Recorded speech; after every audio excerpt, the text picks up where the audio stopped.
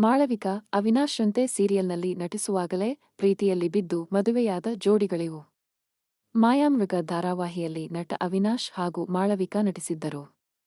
ಈ ಧಾರಾವಾಹಿಯಲ್ಲಿ ನಟಿಸುವಾಗಲೇ ಇವರಿಬ್ಬರಿಗೂ ಲವ್ ಆಗಿ ಮದುವೆಯಾಗಿದ್ದರು. ಈ ಜೋಡಿಗೆ ಓರ್ವ ಮಗನಿದ್ದಾನೆ. ಈ ರೀತಿ ಪ್ರೀತಿಸಿ ಮದುವೆಯಾದ ಜೋಡಿಗಳಿವು. ಮಾಳವಿಕಾ ದಂಪತಿ. ಇಂದು ಮಾಳವಿಕಾ ಹಾಗೂ ಅವಿನಾಶ್ ಅವರು ಸೀರಿಯಲ್, ಸಿನಿಮಾ ಎಂದು ಚಿತ್ರರಂಗದಲ್ಲಿ ಬ್ಯುಸಿಯಿದ್ದಾರೆ. 27 ವರ್ಷಗಳ ಬಳಿಕ ಅವಿನಾಶ್ ಅವರು ಸೀರಿಯಲ್ಗೆ ಕಮ್ಬ್ಯಾಕ್ ಮಾಡಿದ್ದಾರೆ.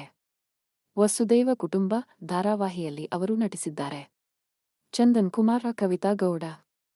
ಚಂದನ್ ಕುಮಾರ, ಕವಿತಾ ಗೌಡ ಅವರು ಲಕ್ಷ್ಮೀ ಬಾರಮ್ಮ ಧಾರಾವಾಹಿಯಲ್ಲಿ ನಟಿಸಿದ್ದರು. ಈ ಸೀರಿಯಲ್ನಲ್ಲಿ ಸ್ನೇಹಿತರಾಗಿದ್ದ ಈ ಜೋಡಿ ಆಮೇಲೆ ಬೇರೆ ಬೇರೆ ಪ್ರಾಜೆಕ್ಟ್ ಮಾಡಿದರೂ ಕೂಡ ಸ್ನೇಹವನ್ನು ಹಾಗೆ ಉಳಿಸಿಕೊಂಡಿತ್ತು. ಈ ಸ್ನೇಹ ಪ್ರೀತಿಗೆ ತಿರುಗಿತ್ತು. ಆಮೇಲೆ ಇವರಿಬ್ಬರು 2021ರಲ್ಲಿ ಮದುವೆ ಆದರು. ವಿನಯ್, ಐಶ್ವರ್ಯ ಸಾಲಿಮಠ. ಮಹಾಸತಿ ಧಾರಾವಾಹಿಯಲ್ಲಿ ವಿನಯ್ ಯುಜೆ ಹಾಗೂ ಐಶ್ವರ್ಯ ಯುಜೆ ಅವರು ನಟಿಸಿದ್ದರು. ಇದು ಇವರಿಬ್ಬರ ಫಸ್ಟ್ ಸೀರಿಯಲ್. ಆ ಬಳಿಕ ಈ ಜೋಡಿ ಪ್ರೀತಿಸಿ 2022ರಲ್ಲಿ ಮದುವೆಯಾಗಿದೆ.